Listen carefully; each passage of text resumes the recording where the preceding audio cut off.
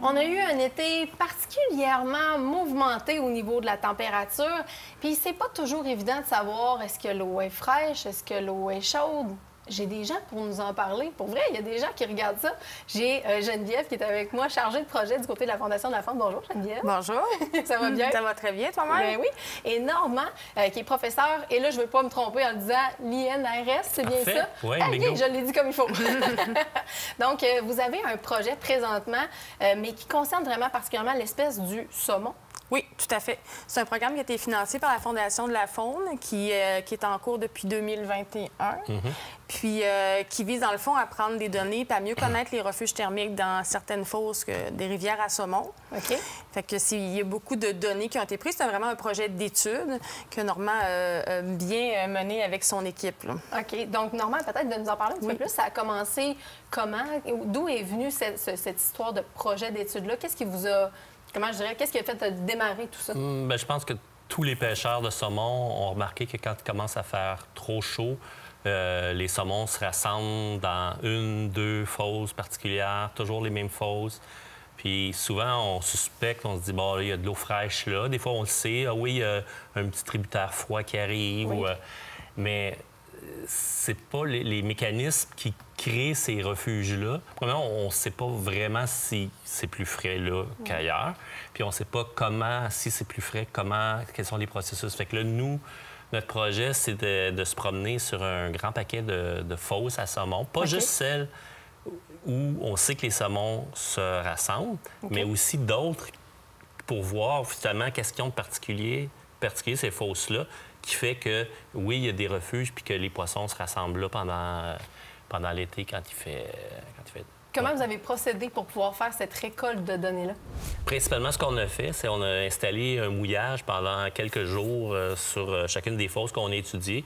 On commençait par faire une genre de bathymétrie de la fosse. Okay. On essayait de trouver les points les plus profonds.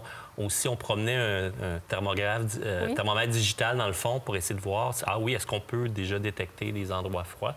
Puis là, on mettait un mouillage, comme une ancre, avec une corde puis une bouée à la surface, avec plein de thermographes qui étaient programmés pour enregistrer aux 15 minutes la température de l'eau. OK. Fait que là, pendant à peu près 3-4 jours, on avait toute l'évolution de la température dans le temps sur toute la profondeur d'eau. Okay. C'est pas mal ça qu'on a répété.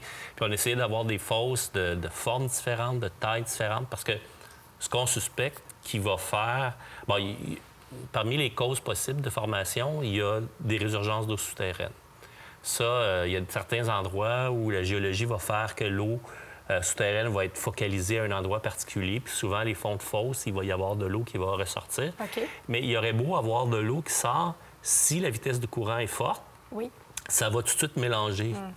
Puis il ne restera pas de structure fraîche.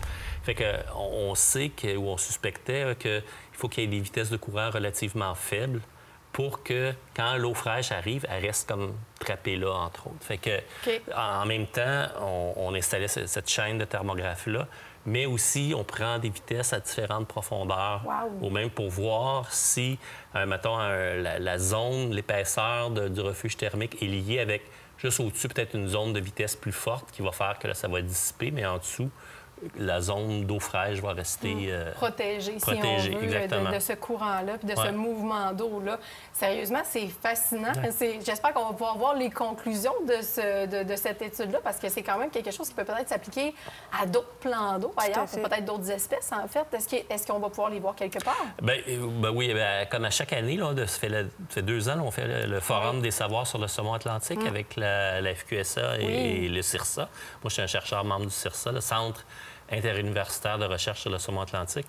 Puis déjà, mon étudiant a fait une présentation le printemps passé sur les résultats de la première année.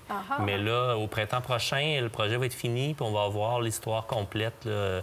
Fait que ça, c'est un bon endroit.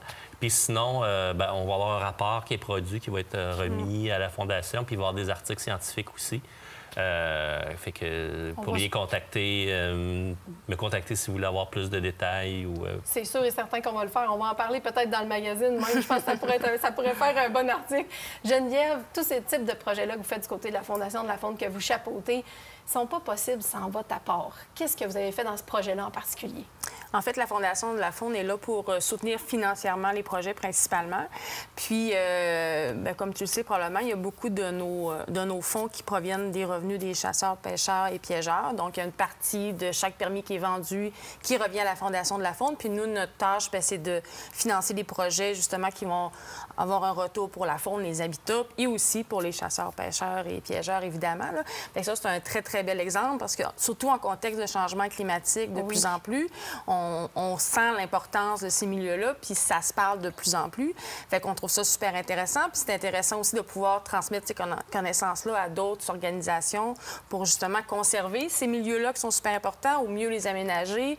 Fait que ça va être, je pense, une suite qui va être très, très, très intéressante. Là. Bien, vraiment. Puis si on veut plus d'informations, bien, pour tous ces projets-là, on se rend sur le site web de la Fondation de la Faune. Tout y est inscrit. Il y a une mine d'or d'informations qui se trouve là. Merci à vous deux d'avoir été là. Sinon, on va s'en reparler très, très bientôt, c'est sûr et certain.